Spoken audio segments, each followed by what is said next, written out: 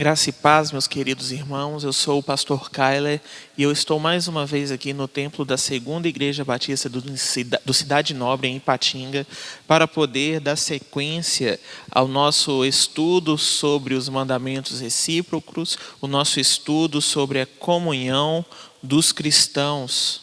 Hoje nós estamos no nosso quarto estudo sobre esses mandamentos que são praticados uns aos outros.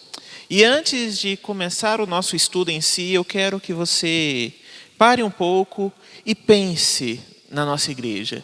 Você que não é membro da Segunda Igreja Batista da Cidade Nobre, mas está assistindo esse vídeo, pense na igreja em que você faz parte, que você é um membro, e tente aí, na sua casa, lembrar dos seus irmãos em Cristo. Se você frequenta uma célula, tente lembrar daqueles que fazem parte da sua célula. Eu sugiro que você até pause esse vídeo para fazer esse exercício, para tentar recordar o maior número de irmãos possível. E depois observe se você pode afirmar que todos os membros têm igual cuidado pelo bem-estar de todos os outros membros. Ou ainda se você pode afirmar que todos são igualmente valorizados. Pause esse vídeo e faça esse exercício. E se você já fez esse exercício, eu quero continuar dizendo que se você não faz parte de uma célula, certamente você não conseguiu lembrar de todos os seus irmãos em Cristo. Aquele membro que não chama tanta atenção e que às vezes ele é marginalizado por não ser tão talentoso, muito provavelmente você se esqueceu dele. Agora, se você faz parte de uma célula, acredito que você conseguiu lembrar de todos que fazem parte deste seu pequeno grupo. Mas talvez você tenha identificado aquele irmão que não se envolve tanto, não se envolve em um ministério, não realiza nenhum serviço, não faz nada de ruim, mas também não faz nada de bom e de relevante em bem do corpo, do todo, da igreja. E sendo assim, a resposta para para estes questionamentos iniciais, é um pesaroso não. Não temos igual cuidado com todos os membros e não somos igualmente valorizados. Infelizmente, essa é a resposta para estes questionamentos. E foi exatamente preocupado com um estado semelhante a este, lá na igreja de Corinto, que o apóstolo Paulo, então, ele escreveu o mandamento que nós vamos estudar essa noite, essa tarde, e que se encontra em 1 Coríntios 12, o verso 24, a parte B, e o verso 25, que diz assim a palavra de Deus: Mas Deus estruturou o corpo, dando maior honra aos membros que dela tinha falta, a fim de que não haja divisão no corpo, mas sim que todos os membros tenham igual cuidado uns pelos outros. Ou ainda esse mesmo texto de 1 Coríntios 12, os versos 24 e 25, na Bíblia A Mensagem, a Bíblia de linguagem contemporânea, ele vai estar escrito o seguinte: o modo pelo qual Deus formou o corpo humano é um modelo que nos ajuda a entender a nossa vida comunitária na igreja. Cada parte depende da outra. As partes que mencionamos e as que não mencionamos. As partes que vemos e as que não vemos. Se uma parte se fere, todas as outras partes estão envolvidas. Se uma parte vai bem, todas as outras desfrutam desse bem-estar. Meus queridos ouvintes, o que o apóstolo Paulo está dizendo é: cooperem com igual cuidado em favor uns dos outros. Sejam solícitos uns para com os outros. Todas as partes tenham o mesmo interesse umas pelas outras. Mas eu quero te convidar nesse momento a aprofundar um pouquinho mais nesse texto, nesse mandamento. E para isso nós vamos entender o contexto. Para entender melhor a definição deste mandamento, nós vamos agora entender melhor o contexto. E nos capítulos de 12 a 14 de sua primeira carta aos Coríntios, o apóstolo Paulo ele está tratando de certos problemas que aquela igreja estava experimentando com relação ao uso dos dons espirituais. Nós vamos recordar que os cristãos de Corinto, eles empregavam esses dons para alimentar o seu orgulho. Eles empregavam esses dons para dar prazer a si mesmo. E isso resultava no meio daquela igreja inveja, orgulho espiritual e divisões. Ou seja, a igreja de Corinto estava longe de cumprir os propósitos de Deus para aquilo que ele entende ser melhor para a reunião do corpo da igreja. Nesse mesmo capítulo 12, o apóstolo Paulo ele traz a lembrança do povo de Corinto o fato de que Deus coloca cada membro no lugar que ele próprio escolheu. Observe, de fato, Deus dispôs cada um dos membros no corpo segundo a sua vontade. 1 Coríntios 12, 18.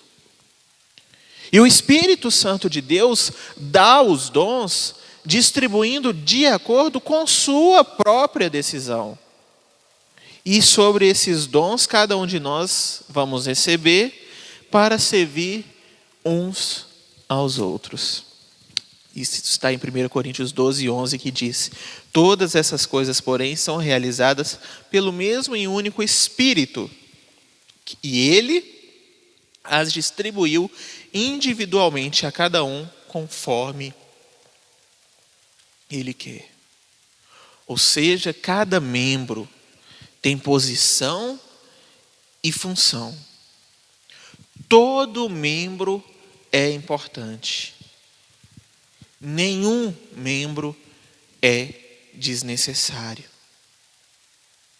Por mais que às vezes a gente pense e não consiga lembrar dos irmãos, sendo assim, ter igual cuidado uns pelos outros é o mesmo que demonstrar semelhante e imparcial interesse pelo bem-estar e pelo ministério de cada membro. Ter igual cuidado uns pelos outros é reconhecer e aceitar plenamente a posição e a função que cada membro recebeu de Deus. E entender que cada um tem a sua utilidade, o seu ministério e a sua posição, a sua função dentro do corpo de Cristo. E nós precisamos, queridos, desenvolver o nosso ministério sempre tendo em vista o corpo de Cristo. Nós devemos exercer o nosso ministério, desenvolver o nosso dom, atentos a ajudar o outro na sua tribulação. Nós, como igreja do Senhor, como membros de um só corpo em Cristo Jesus, não podemos ser individualistas, não podemos ser egoístas, nós não podemos olhar para o nosso próprio umbigo. O exemplo bíblico dessa definição nós encontramos também no texto, Na carta que Paulo escreveu aos Coríntios, a sua primeira carta aos Coríntios, no capítulo 3, nos versículos 4 a 8, quando o apóstolo diz: pois quando alguém diz, eu sou de Paulo, e o outro, eu sou de Apolo, não estão sendo mundanos? Afinal de contas, quem é Apolo? Quem é Paulo? Apenas servos por meios do quais vocês vieram a crer, conforme o ministério que o Senhor atribuiu a cada um. Eu plantei, Apolo regou, mas é Deus. Deus quem fazia crescer. De modo que nem o que planta, nem o que rega são coisa alguma, mas unicamente Deus, que efetua o crescimento. O que planta e o que rega tem um só propósito, e cada um será recompensado de acordo com seu próprio trabalho. Ou seja, cada um a sua função, com um único propósito, que é o crescimento do reino de Deus. Também temos um exemplo bíblico negativo, ou seja, um exemplo da falta de cuidado um pelos outros. E está lá em Atos, capítulo 6, no versículo 1, quando os judeus de fala grega, entre eles se queixavam dos judeus de fala hebraica, porque as suas viúvas estavam sendo esquecidas na distribuição dos alimentos. Hoje, queridos, infelizmente, muitas igrejas persistem nesse problema de um cuidado desigual para com os membros. Enquanto alguns têm recebido muita atenção, outros são praticamente invisíveis. E é justamente para sanar esse tipo de doença espiritual. Porque um corpo que não cuida dos seus membros é um corpo que está doente. É para sanar esse tipo de doença espiritual que existe o mandamento: tenha igual cuidado uns pelos outros. E, queridos, este mandamento, ele nos ensina várias verdades. E essas verdades, elas precisam se tornar realidade em nossas vidas. E a primeira verdade que esse mandamento nos ensina é que não deve haver arrogância, não deve haver orgulho da parte daqueles membros que têm dons ou ministérios que são mais visíveis. Não pode haver arrogância ou orgulho. 1 Coríntios 12, 21, está escrito: o olho não pode dizer à mão, não preciso de você, nem a cabeça pode dizer aos pés, não preciso de você. Nós somos um corpo e nós precisamos uns dos outros. E não é porque eu tenho um dom, um ministério que é mais visível do que o do meu irmão que está ali, que eu sou melhor do que ele. Não deve haver arrogância ou orgulho da parte daqueles membros que têm um dom ou ministérios mais visíveis.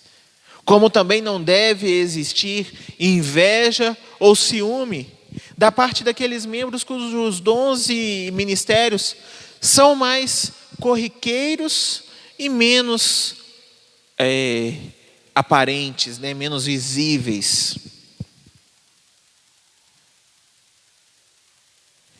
A palavra de Deus nos diz, também em 1 Coríntios 12, versos 15 e 16. Se o pé disser, porque não sou mão, não pertenço ao corpo, nem por isso deixa de fazer parte do corpo. E se o ouvido disser, porque não sou olho, não pertenço ao corpo, nem por isso deixa de fazer parte do corpo. Queridos, somos todos parte de um corpo. Todos temos as nossas funções. E eu não preciso ter inveja ou ciúme daquele meu irmão que está mais visível, está mais em destaque. Ele não é melhor do que eu.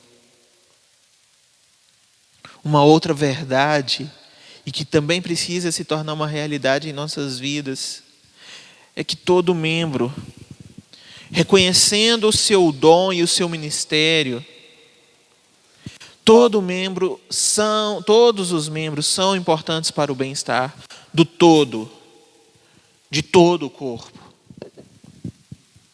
E esse irmão, todo membro, ele deve exercer o seu dom de maneira diligente, zelosa.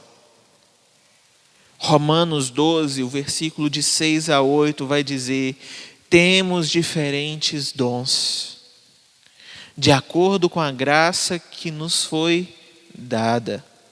Se alguém tem um dom de profetizar, use-o na proporção da sua fé. Se o seu dom é servir, sirva. Se é ensinar, ensine. Se é dar ânimo, que assim faça. Se é contribuir, que contribua generosamente. Se é exercer a liderança, que exerça com zelo.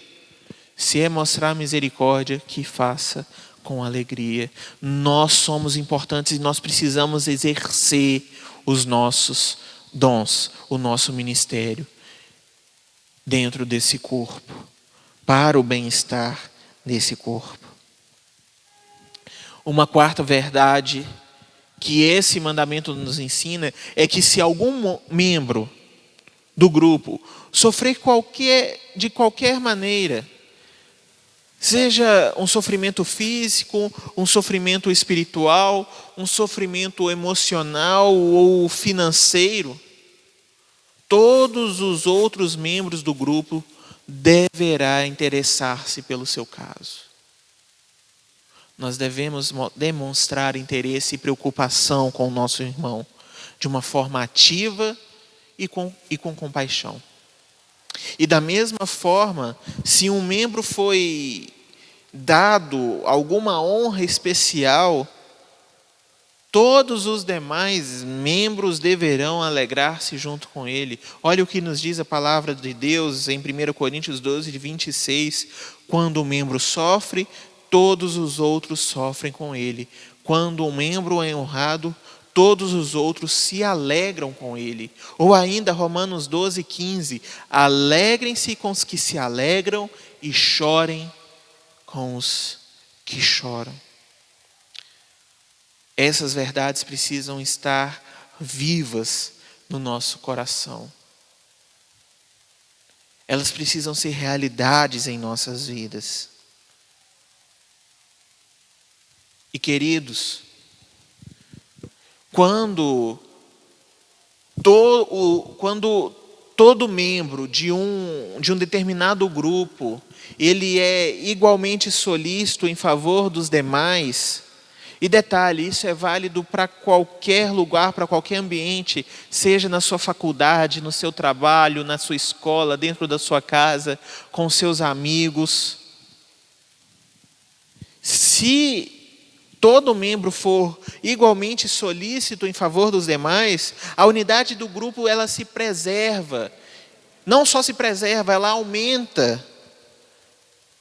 Porque o grupo ele vai evitar divisões, ele vai evitar contendas.